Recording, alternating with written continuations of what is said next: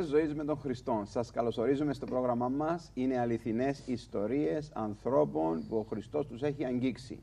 Πιστεύουμε ότι ο Χριστός αγγίζει ζωές. Είναι ζωντανός, είναι προσωπικός σωτήρας, αγγίζει όλα τα τμήματα της ζωής μας. Την υγεία μας, το γάμο μας, αν έχουμε προβλήματα μπορεί να μας τα λύσει.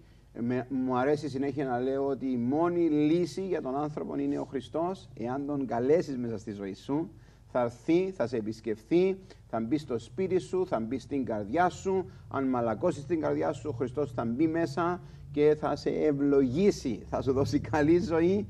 Είναι καλός Θεός, δίνει άφθονη ζωή, δίνει φίλους, σε βοηθά να μπει μέσα στη ζωή με μια άλλη νοοτροπία, να την δεις με έναν πιο χαρούμενο τρόπο, γιατί ο Θεός είναι χαρά. Ο Θεός δεν είναι τιμωρός Θεός, δεν είναι ένας Θεός που θα έρθει να φέρει λύπη μέσα στη ζωή σου, αλλά θα φέρει χαρά. Σήμερα μαζί μας έχουμε τη Λιδία και τη Στέφανη. Χαίρετε, κορίτσια. Τι κάνετε, είστε καλά? Μια χαρά. Όλα καλά? Τέλεια. Τέλεια κιόλας? Τέλεια, τέλεια. Και εσείς γνωρίσατε τον Χριστό, γι' αυτό είστε εδώ? Ναι, ναι. Ωραία, για πέστε μου. Σας ξέρω βέβαια, αλλά δεν ξέρω όλες τις λεπτομέρειες. Πώς γνωρίσατε τον Χριστό, από πού να ξεκινήσω? Από την Λιδία. Πες μου, Λιδία, πώς γνώρισες τον Χριστό στη ζωή σου? Βασικά, γνώρισα τον Χριστό μέσα από την οικογένειά μου. Μεγάλωσες σε χριστιανικό σπίτι. Μάλιστα, σε χριστιανικό Όλοι σπίτι. σε χριστιανικό σπίτι μεγαλώνουν. Ναι. Αλλά... οι γονείς μου με έδειξαν πώς να προσεύχομαι, διαβάζαν την Αγία Γραφή, πηγαίναμε εκκλησία, δεν μιλάω τυπικά πράγματα, απλά με μάθαιναν πώς να έχω σχέση. Αυτό ήταν το point, πώς να έχω σχέση με τον Χριστό. Στα 8 μου είχα μια εμπειρία με τον Χριστό. Δηλαδή? Πήγα σε μια παιδική κατασκήνωση. Μάλιστα. Που γίνονταν εκείνο τον καιρό και έτσι γνώρισα τον Χριστό, ένιωσα την παρουσία του Χριστού, αν και ήμουν παιδί για τα δεδομένα. Ναι, μου φαίνεται περίεργο. Αλλά όντως είχα μια εμπειρία με τον Χριστό, έλαβα το Πνεύμα το Άγιο, αλλά επειδή ήμουν παιδί το άφησα σαν εμπειρία και μετά το ξέχασα. Τι εννοείς έλαβες το Άγιο Πνεύμα? Τι έγινε? Ένιωσες κάτι, τι σημαίνει αυτό? Πώς θα το εξηγούσες? Βασικά λέει και ο λόγος ότι οι Απόστολοι στις πράξεις ζητούσαν το Άγιο Πνεύμα και όταν το έλαβα μίλησα σε ξένες γλώσσες. Και ένα βράδυ καθώς λατρεύαμε η παιδική κατασκήνωση τα παιδιά, δεν ξέρω να το εξηγήσω, κάτι έγινε, ήμασταν παιδιά, δεν θυμάμαι πολύ καλά, αλλά αρχίσαμε όλοι και μιλούσαμε σε γλώσσες. Γλώσσες που δεν γνωρίζετε? Γλώσσες που δεν γνωρίζουμε. Μάλιστα. Το λέω για να το ακούσουν οι τηλεθεατές. Ναι. Και αυτή, μιλάμε, ήταν μια βραδιά απίθανη, τη θυμάμαι μέχρι τώρα. Είμαι 24 χρονών και τη θυμάμαι μέχρι τώρα. Ήταν βραδιά χαράς? Ναι. Δεν ήταν κάτι να τους έκανε να φοβάσαι, ξέρω εγώ? Όχι. Ήταν... Πολλοί σαν φοβούνται. Νιώθαμε ειρήνη, χαρά. Ψάλαμε, μιλούσαμε σε γλώσσες και αυτή η βραδιά πήγα... 8 χρονών. 8 χρονών και πήγαμε μέχρι το πρωί, θυμάμαι. Δεν σταματούσαμε. Δεν σταματούσαμε. Αλλά όπως είπα ήταν μια εμπειρία και καθώς περνούσαν τα χρόνια την ξέχασα. Την άφησα μάλλον. Και... Δεν την ξέχασες, μας τη λες? Ναι, την άφησα. Ναι. Και στην εφηβεία είχα τους φίλους μου.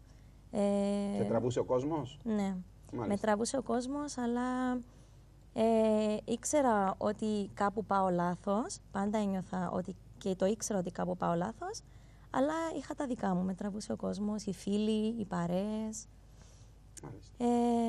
Και μετά πήγα σε μια νεολαία, επειδή η μαμά μου μιλούσε συνέχεια για τον Χριστό. Μάλιστα. Και τέτοια. Πήγα σε μια νεολαία και μόλις πήγα είπα από εδώ δεν θα ξαναφύγω. Και έμεινες? Και πήρα την απόφαση και έμεινα. Και η Στέφανη, γνωρίζεστε? Ναι. Γνωριστήκαμε στη νεολαία, έχει 6-7 χρόνια. Φιλενάδες? Ναι. Μάλιστα. Εσύ, Στέφανη, ποια είναι η δική σου ιστορία? Και εγώ γεννήθηκα σε χριστιανική οικογένεια και από μικρή οι γονείς μου έλεγαν για το Θεό. Επίσης πήγαινα κάθε Κυριακή στο Κυριακό σχολείο που άκουγα ιστορίες για το Θεό, αλλά δεν το γνώριζα προσωπικά. Δηλαδή, από ό,τι θυμάμαι από μικρό παιδί, δεν είχα κάτι προσωπικό με το Θεό. Δηλαδή ήσουν εκεί γιατί οι γονείς σε πήγαιναν? Ναι, εντάξει, ίσως κάποιες φορές να μου άρεσε γιατί είχε και άλλα παιδιά, αλλά Δηλαδή, στην εφηβεία που σταμάτησε αυτή η επαφή με το Κυριακό σχολείο, με το να πηγαίνω εκκλησία, με έβλεπα ότι είχα κανονικά τις φίλες μου από το σχολείο. Δηλαδή, δεν είναι κακό αυτό, βέβαια. Όχι, απλά εννοώ ότι δεν είχα κάτι διαφορετικό με το Θεό, δεν είχα μια προσωπική σχέση με το Θεό. Απλά ήξερα κάποιες ιστορίες για τον Θεό, όμως δεν τον ήξερα πιο προσωπικά. Έφτασε κάποια στιγμή που τον γνώρισες προσωπικά? Ναι, όταν τελείωσα το γυμνάσιο. Ελπίζω για οι θεατές μας, οι τηλεθεατές μας σήμερα να άκουσαν αυτές τις ιστορίες. Μπορεί να μην ακούσατε κάτι το τρανταχτό, κάτι το τραγικό, αλλά ο Θεός ενδιαφέρεται. Ο Θεός ενδιαφέρεται να μπει μέσα στις ζωές μας, σε οποιαδήποτε ηλικία. Υπάρχουν προβλήματα σε όλες τις ηλικίες. Ασέβεια προς τους γονείς, σκονάκια λέει, κοπάνα στο σχολείο, ψάξιμο, ψάχνεται ο άνθρωπος, θέλει να βρει αγάπη. Η αγάπη είναι μόνο στο Χριστό. Ο Χριστός είπε εγώ είμαι αγάπη, ο Θεός είναι αγάπη. Ο Θεός αγαπά τους ανθρώπους, αγαπά τους νέους και τις νέες. Μπορείς να το βρεις στην σημερινή σου ηλικία, όποια και να είναι αυτή. Ιδιαίτερα μιλάμε στους νέους σήμερα, που πολλές φορές βλέπουμε δυστυχώς εδώ στη χώρα μας αγριεμένους νέους, ανθρώπους που δεν ξέρουν πώς να εκφραστούν, που ψάχνονται οι νέοι. Αλλά σήμερα όποιος και να είσαι, αν ψάξεις θα βρεις. Ο Χριστός είπε όποιος ψάχνει βρίσκει. Εάν χτυπήσεις την πόρτα, ο Χριστός θα σ' ανοίξει. Δεν είναι κάποιος Θεός που ενδιαφέρεται για τους καλούς. Ο Θεός ενδιαφέρεται για αυτούς που τον ψάχνουν. Δεν τον ενδιαφέρει ποιος είσαι, τι έκανες, είπα πολλά ψέματα, έκανα αυτό, έκανα το άλλο. Ο Χριστός ενδιαφέρεται για σένα και μπορεί να σου δώσει χάρη. Και μάλιστα λέει όπου υπερπερίσσευσε η αμαρτία, υπερπερίσσευσε η χάρη. Δηλαδή τι είναι η χάρη? Η χάρη είναι δώρον από τον Θεό. Ο Θεός έδωσε ένα δώρο πάνω στο σταυρό του Γολγοθά. Ο δώρον αυτόν ήταν ο Χριστός. Όποιος κοιτάξει στον Χριστό, όποιος κοιτάξει πάνω στο σταυρό, ο Χριστός το σώζει. Μα τόσο απλά. Τόσο απλά. Φτάνει να βάλεις την εμπιστοσύνη σου σε αυτό. Δεν έχεις φίλους, θα αποκτήσεις. Θα αποκτήσεις φίλους, θα αποκτήσεις φιλίες. Γιατί στη μέση θα είναι ο Χριστός. Ο Χριστός θα καθαρίσει τα κίνητρα σου. Ο Χριστός θα βγάλει όλα αυτούς τους φόβους που έχεις, ή τις απειλές που νιώθεις, ή τις ανασφάλειες που νιώθεις. Ξέρετε, πολλοί άνθρωποι λένε το κάπνισμα, τα ναρκωτικά κτλ.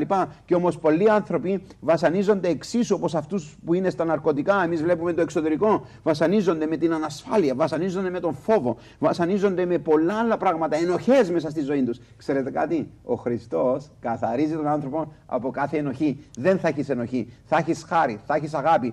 Θα νιώσεις αποδεκτός από τον Χριστό. Γιατί ο Χριστός δέχεται τον καθένα. Γι' αυτόν έλα στο Χριστό. Αν θέλεις, γράψε μας, γράψε στη διεύθυνσή μας, ταχυδρομική θηρίδα 24171, ιστορίες ζωής για τον Χριστό βέβαια, ταχυδρομική θηρίδα 24171, Αθήνα 11110.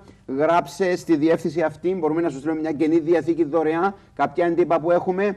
Θέλουμε να ακούσουμε τα νέα σου. Αν δεχτείς τον Χριστό, αν προβληματίζεσαι, αν έχεις κάποιο πρόβλημα, αν έχεις κάτι να προσευχηθούμε για σένα, γράψε σε αυτή τη διεύθυνση και εμείς θα σου απαντήσουμε. Θα χαρούμε να ακούσουμε τα νέα σου. Αλλά ακούστε με, ακόμα και να μην γράψεις, ακόμα και να μην θέλεις να έρθεις σε επαφή μαζί μας, κάνε μια προσευχούλα. Μικρή, να τόσο δά. Χριστέ, έλα στη ζωή μου. Θα έρθει και θα με θυμηθείς, γιατί όταν θα έρθει η ζωή σου θα αλλάξει για 180 μοίρες. Μέχρι να ξανασυναντηθούμε, ο Θεός να είναι μαζί σου, να περνάς καλά και να έχεις μια ευλογημένη ζωή.